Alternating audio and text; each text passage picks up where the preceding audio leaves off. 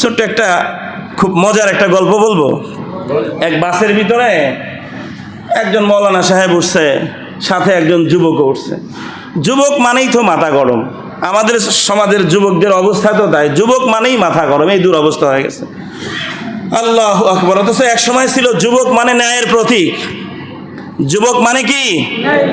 এই জন্য আল্লাহ নবী বলছেন নুসিরতু বিশ-শাবাব, যুবকদের মাধ্যমে ইসলাম প্রতিষ্ঠা হয়েছে, যুবকদের মাধ্যমে আমি নবী সাহায্য প্রাপ্ত হয়েছি।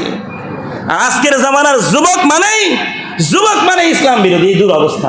সমাজে গান বাদ্য বাজায় কে? অমুক যুবক। মদ খায় কে? অমুক যুবক। হিরোইন গাঁজা কে খায়? অমুক যুবক। সব জায়গায় কাঁদেন না। আল্লাহ পাক এমন যুবক হওয়া থেকে আমাদের যুব সমাজকে হেফাজত করেন, বলেন আমিন।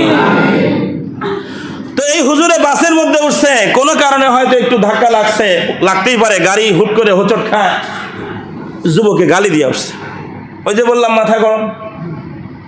এখন গালি মানেই তো আমি আপনাকে কি করে বুঝাবো, মন্দ ভাষায়, নিকৃষ্ট ভাষা, যেগুলো মুখে আনার মতো নয়, অমকের বাচ্চা, তমকের বাচ্চা, গালি দেয় মানুষ, এগুলো গালি দেয় না?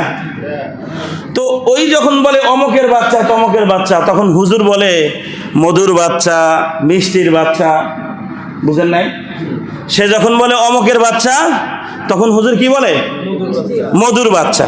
ওই আর একটা বলে, এ বলে চিনির বাচ্চা, আবার কয় মিষ্টির বাচ্চা। আচ্ছা, এরকম গালি কি জমে? একজনে যে গালি দিচ্ছে উল্টা আর একজনে দিলে না কি হয়? জমে। এখন বাসের মধ্যে সবাই হাসাহাসি শুরু করে দিচ্ছে, কিরে মধুর বাচ্চা, মিষ্টির বাচ্চা, চিনির বাচ্চা। তো হুজুরের কয়, কি ব্যাপার হুজুর, আপনি এগুলো কি বলেন? হ্যাঁ, আপনি এগুলো আবার কোন ধরনের গালি? এরকম গালি তো জীবনে কোনোদিন শুনি নাই।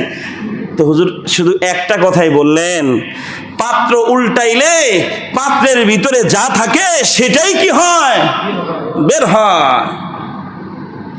পাইপ থেকে ওইটাই বের হয় যেটা পাইপের মধ্যে আগে ঢুকানো আছে।